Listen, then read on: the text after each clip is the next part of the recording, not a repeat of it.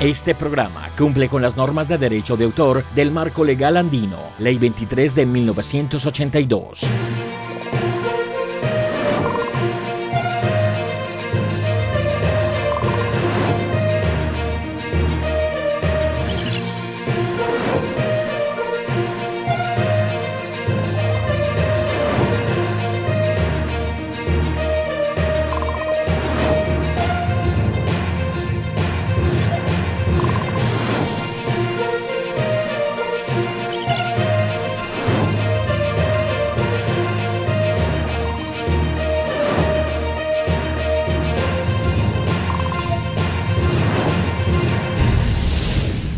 Damos la bienvenida a todos nuestros televidentes en Colombia y en el mundo a este programa Es Mejor Prevenir. Un programa que resuelve esas inquietudes, a todos esos paradigmas sociales que tanto nos interesan, nos preocupan y que tantas respuestas nos pueden facilitar. Hacemos una mención especial a la Casa de la Cultura Manuel Uribe Restrepo en el municipio de Envigado por brindarnos la posibilidad de estar en estas locaciones tan maravillosas. El día de hoy nos acompaña el doctor Diego Cardona. Bienvenido, Diego, y qué bueno hablar de este tema tan interesante, restitución de tierras. ¿Qué es? Háblenos un poco sobre usted y sobre qué lo trae entonces a nuestro programa Es Mejor Prevenir. Muy bien, muchas gracias por la invitación. Como usted lo dijo, mi nombre es Diego Cardona Londoño. Llevo trabajando cerca de 10 años con población desplazada básicamente, y en los últimos 7 años me he dedicado casi que exclusivamente al tema de la restitución de tierras, que es un programa derivado de la llamada Ley de Víctimas 1448 de 2011. Atendiendo la pregunta que me acabo de formular, como su nombre lo indica, un proceso de restitución de tierras es aquel en virtud del cual todas las personas que hayan sido despojadas de sus predios con ocasión del conflicto armado, dentro de una temporalidad que está señalada en la misma ley, es decir, desde el 1 de enero de 1991 hasta la vigencia de la misma ley 1448 de 2011, que va hasta el 10 de junio del año 2031. Es importante señalar en este aspecto que recientemente fue prorrogada dicha ley porque inicialmente tiene una vigencia de 10 años, es decir, hasta el 10 de junio del presente año, que si no hubiera sido prorrogada, obviamente ya hubiera expirado, pero sin embargo ya fue prorrogada por 10 años más.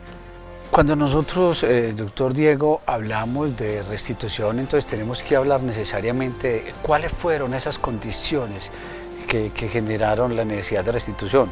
Estamos hablando no solamente, para que nuestros televidentes lo sepan, no solamente hablamos de desplazamiento, sino también de conflicto, del latifundismo, ese fenómeno que se generó donde a la gente la obligaban a vender sus tierras también. ¿Cómo son y qué otros aristas se suman al fenómeno de restituir la tierra? Sí, ese fenómeno yo lo observo de la siguiente manera. Para la época de la expedición de la Ley 1448 de 2011, hace 10 años atrás, se discutía en el Congreso, de hecho se venía discutiendo desde muchos años atrás cómo recuperarle a la tierra a aquellas personas que hayan sido despojadas de ella con ocasión del conflicto armado, un conflicto armado que nos viene afectando a la población colombiana desde hace 60 años aproximadamente. Allí se dijo entonces que habían unas condiciones, habían unos requisitos para acceder a esa restitución. Primero, el aspecto temporal que ya te señalé, 1 de enero de 1991, esa fecha es clave porque solo a partir de entonces se pueden intentar procesos de restitución de tierras. ¿Qué sucedió? Que, como ustedes bien lo saben, el conflicto armado se agudizó mucho en los últimos 20, 30 años cuando irrumpió el fenómeno del paramilitarismo como una respuesta al movimiento guerrillero que existía desde hace 60 años. Esa respuesta, digamos, contrainsurgente que surgió para contrarrestar la presencia, el dominio territorial de los grupos irregulares guerrilleros, desencadenó una serie de despojos masivos de tierras a nivel general en Colombia. Es decir, esa fuerza surgió paralela al Estado, por eso se llaman paramilitares, para presuntamente disputar el territorio o sacar de los territorios a las fuerzas insurgentes. Sin embargo, eso generó que aprovechándose de la situación de violencia, de desplazamiento masivo de muchísimos municipios, eso lo que generó fue un despojo de tierras, no solamente por cuenta de los grupos insurgentes que ya operaban en Colombia, sino que con la respuesta paramilitar también se generó masivamente otros procesos de despojo de tierras. Doctor, y la pregunta es, ¿hay algún indicador, hay algún análisis cuantitativo de cómo se afectó el tema de la posesión de la tierra en Colombia? ¿Qué tanto territorio perdieron nuestros campesinos? Las cifras son demasiado contundentes. De hecho, hasta ahora la ley promete restituir los predios a todas aquellas personas que fueron despojadas, pero de tantos millones de hectáreas de tierras que han sido despojadas, hasta ahora no llegamos ni siquiera al 20% de los predios restituidos. Le pongo un ejemplo. El municipio de San Carlos, aquí en el oriente antioqueño, fue un ejemplo piloto de restitución de tierras. Y estamos hablando de una población que entre los años 1998 y 2005, más de la mitad de la población se desplazó. Más de 70 veredas del municipio de San Carlos se desplazó y abandonaron las tierras. Con eso le estoy magnificando la dimensión del problema. Por fortuna, siendo San Carlos un ejemplo piloto en materia de restitución, por fortuna las condiciones de retorno en este municipio se han venido dando satisfactoriamente, y por fortuna también los procesos de restitución de tierras que allí se han adelantado han sido realmente exitosos. Qué bueno contarle también a nuestros televidentes, doctor, cuando nosotros hablamos de actores armados, ¿de quiénes estamos hablando? No propiamente porque busquemos dar nombres, sino cuáles son esas figuras, porque ahora constitucionalmente nota que usted es un GAO, usted es una, ¿cómo se llama? Grupos residuales. Grupos residuales, paramilitares, guerrilleros, desmovilizados. ¿Cómo se abrevian esos núcleos reales para que la gente entienda que no es solamente si fue un guerrillero o que fue un paramilitar, sino que hay otros valores agregados que también se pueden reclamar? Sí, muy importante la pregunta por lo siguiente. La misma ley 1448-2011, por ejemplo, trae la acepción de que no serán consideradas víctimas del conflicto armado aquellas personas que lo hayan sido de la delincuencia común. Una persona que haya sido despojada de un predio por la acción de un grupo de delincuencia común no puede ser titular del derecho a la restitución de tierras. Ahora bien, desde el punto de vista del conflicto armado habrá de entenderse que lo hayan sido de los que se conocen o que se reconocen desde el punto de vista del derecho internacional humanitario como actores del conflicto, llámese grupos guerrilleros, paramilitares, incluso con la intervención también de la fuerza pública, que desde el punto de vista bélico también hizo parte del conflicto, y también ellos, de alguna manera, directa o indirectamente, también generaron desplazamiento y por lo tanto despojo de tierras. Por eso es importante la pregunta que usted señala, porque no todos aquellos que hayan sido despojados violentamente de un predio los serán del conflicto armado. Por eso trae la excepción la norma de que cuando lo sean de delincuencia común no procede la restitución de tierras, como tampoco procede una reparación administrativa a través o por medio de la unidad de víctimas, que eso es otra forma de reparar a las víctimas, a través de una indemnización administrativa donde no se requiere un proceso judicial. Pero para esos casos estamos hablando también no solamente de la figura de reparación por restitución de tierras, sino de reparación por daños, perjuicios morales, físicos, familiares, fallecidos. ¿Hasta dónde tiene cobertura real el decreto? Bueno, la ley, el proceso de restitución de tierras es un proceso típicamente restitutorio, no es un proceso indemnizatorio. Eso es muy importante aclararlo. ¿Por qué? Porque en los procesos de restitución de tierras solo se busca restituir la tierra a aquellos que hayan sido despojados violentamente de ella, y aquellos otros que se encuentren ocupando predios que también son desplazados, pero que no son titulares inscritos, también podría ser eventualmente compensados. Pero estos procesos no son para indemnizar víctimas, es decir, si las personas... Tierra por tierra. Solamente es tierra. Si las personas quieren buscar una indemnización de contenido económico, deberían accionar el aparato judicial a través de una demanda administrativa contra el Estado por alguna de las... lo que se llama por un daño antijurídico que se reconoce en la Constitución Política del 91. Es decir, atribuirle la responsabilidad al Estado en virtud del conflicto armado por un hecho victimizante, esa sería la fuente pues, o la base para interponer una acción que se llamaría medio de control, reparación directa, para buscar una indemnización. Pero los procesos de restitución de tierras no tienen el contenido de ser indemnizatorios. Y es importante hacer la claridad, doctor, porque a veces el tema de reparación ya la gente se va a desbocar y a decir, no, entonces es con el doctor Diego Cardona con quien yo puedo hablar por la muerte de mi tío, por el fallecimiento de un familiar. Entonces es perfectamente entendible declarar la frontera entre lo que es la restitución de tierras y lo que es las reparaciones propiamente dichas en este fenómeno. Vamos a hacer una breve pausa y ya regresamos con ustedes en este tema especial, restitución de tierras, con nuestro doctor invitado hoy, Diego Cardona. Ya volvemos con ustedes. ¿Quién es el autor de la frase "divide y vencerás"? A. El emperador Julio César. B. El diplomático Nicolás Maquiavelo. C. La artista Yoko Ono. Buscando la respuesta descubrimos que nadie la sabe. Lo que sí sabemos en cambio es que gracias a quienes creen en esta idea, los colombianos vivimos divididos. Por ejemplo, los 4 millones de colombianos desplazados y despojados de sus tierras por el conflicto viven fragmentados entre el lugar al que llegaron huyendo y el hogar que fueron forzados a dejar. Ahora, ¿sabemos quiénes fueron los responsables de esta dispersión? Sí. Sabemos que los paramilitares fueron responsables del 55% de los despojos. La guerrilla fue responsable de un 17%. El Estado fue responsable de un 1%. El 21% restante fue consecuencia de los enfrentamientos y existe un 6% que aún no está definido.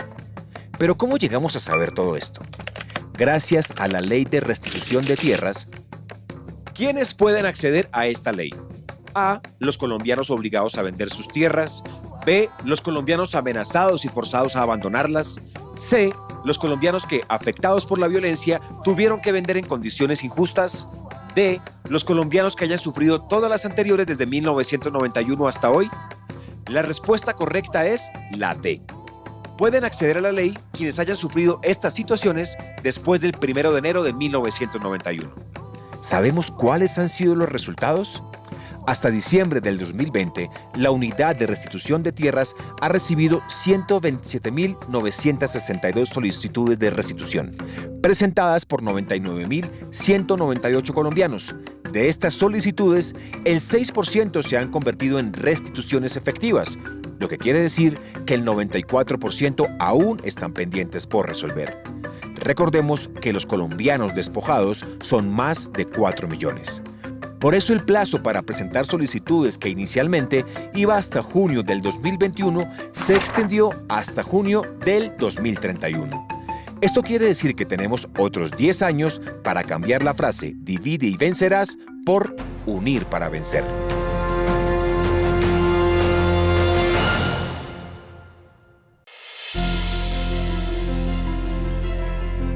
Muchas gracias por continuar con nosotros en este su programa Es Mejor Prevenir, sobre este tema bien especial, restitución de tierras. Doctor Diego Cardona, nuestro invitado, ¿cuáles son esas categorías de desalojos, de despojos que tipifica precisamente la Constitución política? Muy bien. A ver, ya le había dicho al principio y quiero resaltar esta idea de que el derecho a la restitución de tierras es un derecho fundamental, reconocido por la Corte Constitucional desde hace más o menos unos 12 años, por ahí desde el 2008, incluso antes de entrar en vigencia la llamada Ley de Víctimas, que data del año 2011, desde mucho antes ya la Corte Constitucional empezó a hablar de que el derecho a la restitución como componente integral de la reparación integral de víctimas es un derecho fundamental. Ahora bien, de acuerdo a la pregunta que usted señala, existen para aquellas personas que pretendan recuperar sus predios de los cuales hayan sido despojados, habría que mirar en cuál de las categorías o las categorizaciones encaja. Entonces vemos que la ley trae básicamente 5 categorías de despojo de tierra. Una de las más frecuentes, se puede despojar un predio a través de un negocio jurídico, que es la más recurrente, que es aquellos negocios que se hicieron en aquella época por bajo precio, que la gente tuvo que vender los predios por huir del conflicto armado, dejando los predios abandonados y venderlos, pues, perdóname la expresión, por cualquier cosa. Entonces, y es bueno hacer el énfasis porque ahí no solamente se presentó el tema de la obligación, de la recurrencia, de la intimidación para la venta, sino que también se logró detectar un enorme concierto en la estructura del Estado también para favorecer. efectivamente, y de hecho ha ocurrido lo que usted ha señalado, ha ocurrido con alguna relativa frecuencia. Dentro de las tipologías de despojo existen, ya lo dije, por el venta a bajo precio, es decir, un negocio jurídico. Existe el despojo de tierras, puede ser a través de un acto jurídico, por ejemplo, un acto administrativo, aquellos que pedía lo que anteriormente se llamaba el INCODER, el INCORA, ahora se llama la Agencia Nacional de Tierras. Existe una tipología de despojo también que puede ser a través de una sentencia, quien lo creyera. Teóricamente se puede despojar un predio, se podría teóricamente despojar un predio a través de una sentencia. Eso no significa, tengo que ser enfático, no significa que los jueces sean unos delincuentes o que el INCODER estaban haciendo marrullas para favorecer a ciertos actores o ciertos despojadores de tierras. No, lo que pasa es que, siendo esa una de las maneras, otra de las formas de despojar tierras, ¿cómo sucedía o cómo puede suceder? Puede suceder que, por ejemplo, una persona esté haciendo un proceso de pertenencia para adquirir la propiedad en el campo, al margen de un proceso de restitución de tierras, unos procesos que llaman de pertenencia. La gente podría adquirir los predios legítimamente a través de una sentencia de un juez civil. Pero ¿qué pasa? Resulta que las personas otras personas que anteriormente, o por lo menos a partir del 1 de enero del 91, que es la fecha que señalé al principio, se consideran haber sido despojados de un predio. Resulta que después de adelantarse el proceso de restitución de tierras, se encuentra que hubo una sentencia civil donde se encontró que se presentaron documentos que de pronto carecían de validez o que eran falsos, sí, pero que el juez civil no pudo detectarlos en su momento, o declaraciones, testimonios falsos también que se vertieron allí. Esas sentencias podrían ser anuladas eventualmente por un juez de restitución de tierras, como también podrían ser anuladas las escrituras públicas que se suscribieron, los actos administrativos de la entidad pública, también se podrían anular en el evento de que se descubra que allí lo que se escondía era un proceso de despojo de tierras soterradamente. Sí, claro, a través del mecanismo legal. Sí, y también, como usted lo señaló al principio, a través de la intimidación. En esa época, por ejemplo, aquí en el oriente antioqueño, entre el 98 y el año 2005, como había mucha tensión porque el conflicto armado estaba en su mayor apogeo, allí habían situaciones de violencia generalizada que obligaba a la gente a hacer negocios de cualquier manera. Entonces, por eso es que el espíritu que llaman de la Ley 1448-2011 es ese: proteger a aquellas personas donde se presentó gente para aprovecharse de esa situación de violencia generalizada para hacer negocios y comprarles a bajo precio. Entonces, se dan muchos casos de gente acumuladores de tierras que se aprovecharon del conflicto, viajaron de otras ciudades de Colombia inclusive, o de Antioquia, a buscar personas pobres que perdieron la tierra para comprarle a bajo precio. Eso es precisamente la conducta que castiga la ley. Bueno, y haciendo un poco de énfasis ahí, porque me llama poderosamente la atención, casi que esta gente, los ricos, empezaron a pescar en río revuelto frente a la necesidad del otro. Claro. Entonces ahí ¿qué se hace? ¿Ahí se restituye la tierra o se puede llegar a un acuerdo para la nivelación del precio real? ¿Cómo se hace ese tema ahí? También debo advertir esto, que los procesos de restitución de tierras son inadmisibles las conciliaciones o las transacciones. Es el juez de restitución el que decide el asunto, el que lo decide. Ahora bien, ahí, ¿qué es lo que pasa? Ahí debo señalar una desventaja que tiene aquella persona que se aprovechó de la situación de violencia para comprar a bajo precio. ¿Por qué? Porque una desventaja, porque eventualmente si el juez de restitución de tierras acredita que esa persona se aprovechó del conflicto para comprar a bajo precio, se queda sin nada. Le restituyen la tierra al que lo vendió a bajo precio, y a este que se aprovechó del conflicto lo considerará el juez, en el proceso lo considerará que la adquirió de mala fe y que no probó algo que se llama la buena fe exenta de culpa para poder acreditar que lo compró sin un vicio del consentimiento, que la compra fue con un precio justo, que nada tuvo que ver directa ni indirectamente con el conflicto armado, pero no es así. Esas personas que se aprovecharon tienen la vocación de perder las tierras y existen muchos ejemplos sobre la mesa en ese punto. Y casi que ese dinero que invirtió se le convierte con una especie de impuesto o de arriendo que pagó por usufructo mientras que el titular no estaba, o ¿cómo determinan esa figura? No, prácticamente el que estuvo entusiasmado por comprar a bajo precio es como si se entendiera que está comprando tierra de engorde. Como quien dice, cuando se calme el asunto esto se va a poner muy bueno, pero precisamente la ley de restitución de tierras castiga eso, porque ahí lo que hace es un aprovechamiento. No puede haber buena fe en alguien que se aproveche de la pobreza de un campesino despojado para ir a comprarle la tierra por cualquier cosa. Eso es lo que castiga la ley, el aprovechamiento ilegal, ilegítimo de esa gente que se recorrió varios municipios comprando tierra y aprovechándose de la situación absolutamente ignominiosa de que padeció toda esta gente. Y también hay que pensar, Colombia es un país de los vivos, y ¿cómo atienden ustedes ese fenómeno? Y ustedes como abogados especialistas en el tema, ¿cómo determinan esos inicios de veracidad? Es decir, yo puedo declarar que una tierra X es mía, pero resulta que es un terreno baldío, no me pertenece. Hay gente que trata de pescar en río revuelto también. Sí, la pregunta es muy importante, es para señalar que es como responder a la pregunta por dónde empieza un proceso de restitución de tierras. En fin, hay muchos terrenos baldíos en Colombia, como también los hay de propiedad de origen privado. Entonces, la persona víctima del conflicto armado, ¿cómo inicia el proceso? Acude ante una institución que se llama Unidad Administrativa Especial de Gestión de Restitución de Tierras Despojadas y Abandonadas. Es una unidad adscrita al Ministerio de Agricultura. Allí presenta una declaración, presenta las pruebas que tiene a su favor. Si es un predio privado, tendrá sus escrituras públicas. Si es un predio baldío, pero que tenía vocación de ser adjudicado por los requisitos que trae la ley agraria, esas personas eventualmente podrían ser restituidas, y un juez de restitución de tierras podría ordenar a la Agencia Nacional de Tierras hoy en día a que le adjudique ese predio a esa persona que fue ilegítimamente despojada de él. Okay. Eso es lo más importante. También quiero señalar digamos entre comillas, los superpoderes que tienen los jueces de restitución de tierras. Como ya te señalé, tiene incluso todos los procesos que se estén adelantando alrededor de un proceso de restitución de tierras, llámese una sucesión, un proceso de filiación, una liquidación de sociedad conyugal, un proceso de pertenencia en algún municipio, o una escritura pública. Todo lo que se está adelantando en relación con un predio que esté en proceso de restitución de tierras, todos esos trámites se suspenden y el juez de restitución de tierras lo decide en la sentencia. Es decir, el juez de restitución de tierras va a decidir quién tendrá el mejor derecho sobre ese predio.